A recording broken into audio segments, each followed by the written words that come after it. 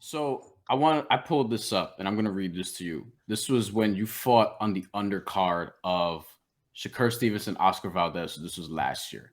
And Andre Yeah. Ward has some very nice things to say about you on the desk. And I want to read this so that people can also get a perspective. And for people who don't know listening, Andre Ward, you probably know, but if you don't know, Andre Ward, one of the best pound for pound fighters of the last 20 whatever years, or whatever the case of being retired undefeated. He said of you, Troy Isley, he's not necessarily a splash guy. He's not in your face. He's not loud. He's not boisterous. And historically, that's what boxing media and media in general will gravitate to. Those aren't always the guys that are standing when the smoke clears. Troy Isley has the it factor. He has the substance. He seems to have the intangibles. He's going to be one of the young guys standing when all is said and done. This was after your fifth career pro fight, if I'm not mistaken. Yeah. To hear that from Andre Ward, who's seen it, who's done it, whatever the case may be. Did that Yeah. do anything for you even after that win? That I mean that that I don't know, I kind of sometimes I be getting I ain't gonna say I get mad, but like sometimes it do get in my head a little bit. I get in my own head a little bit, like damn, like why don't I get the attention, the same attention other guys get? But that definitely let me know. All right, Andre Ward believes in me. Andre Ward knows what I can do. He knows what I have. So hearing that from RJ Ward definitely was like, all right, shit. I mean, if one of the top pound for pound guys, is on my back and he believes me, shit, I could care less what everybody else got to say, because that's a 32-0 undefeated, pound for pound guy right there. So I could care less. But so that definitely helped and definitely gave me a lot more confidence for sure. And you talked about like sometimes you'll get in your own head when it comes to that thing. Like, do you get competitive? Not necessarily with like, yourself only, but just with like other prospects, right? Not talking shit to them or anything like that, but Yeah, you see you guys are getting compared with each other all the time. yeah, People are watching yeah, the top ranked cards and it's like eight prospects back to back to back to back to back. You're on, yeah. whatever, the third, fourth fight. Like, do you get competitive even in that mode?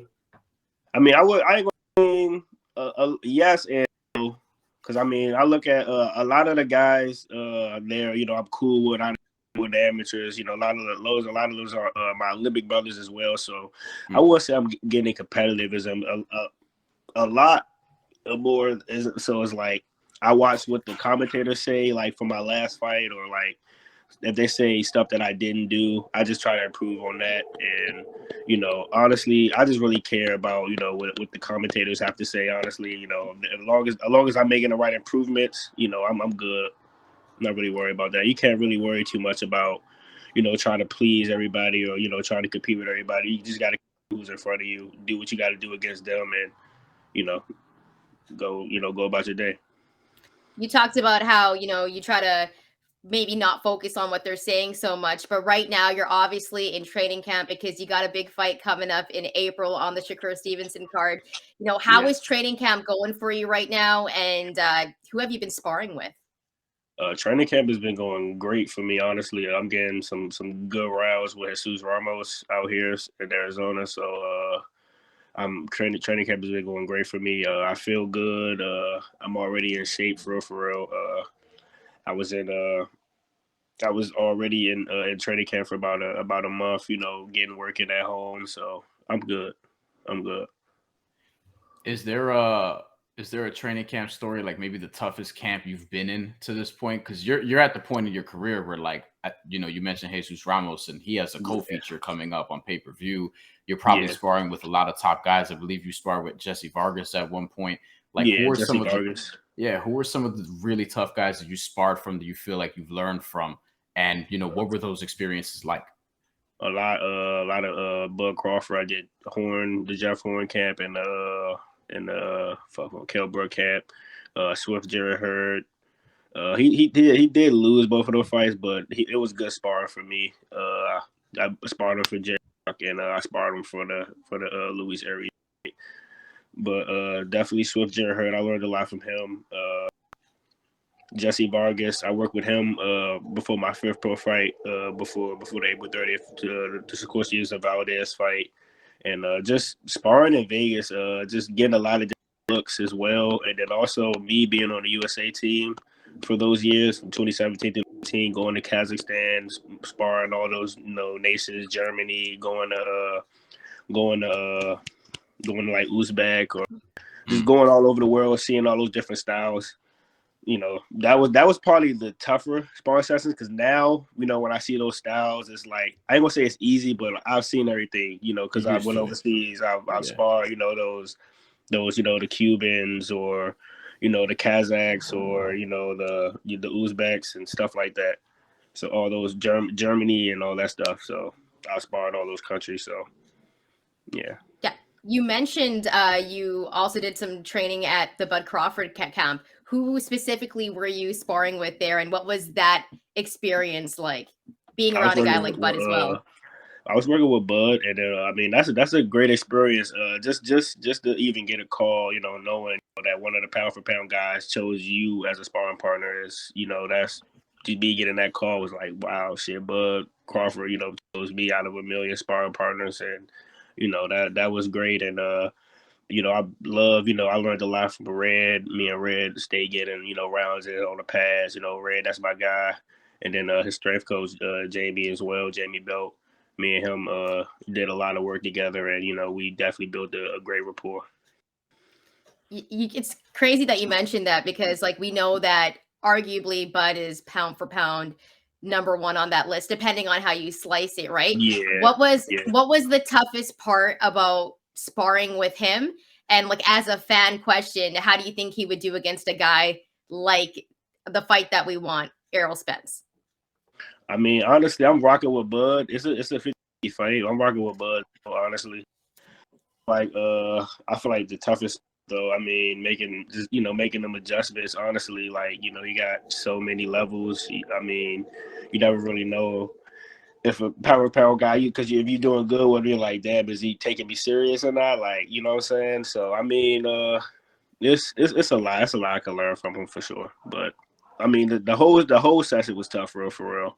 I'm not going to say any one particular thing, but the whole sparring session was pretty tough. Did you have one big takeaway above anything else? Like, in terms of what it taught you, what the experience taught you with sparring with Terence Crawford? Because as we mentioned, pound for pound, arguably number one in the world right now. I'm where I need to be. I like to spar those unified or those world champions, because I mean it lets me know where I'm at. Like, if I can get somewhere in the game. So that's one thing I took from. I'm good. I can fight. I can compete at the top level. I know. A world champion or a unified world champion. I know I'm good to be in there with them, and then as well as what is one thing?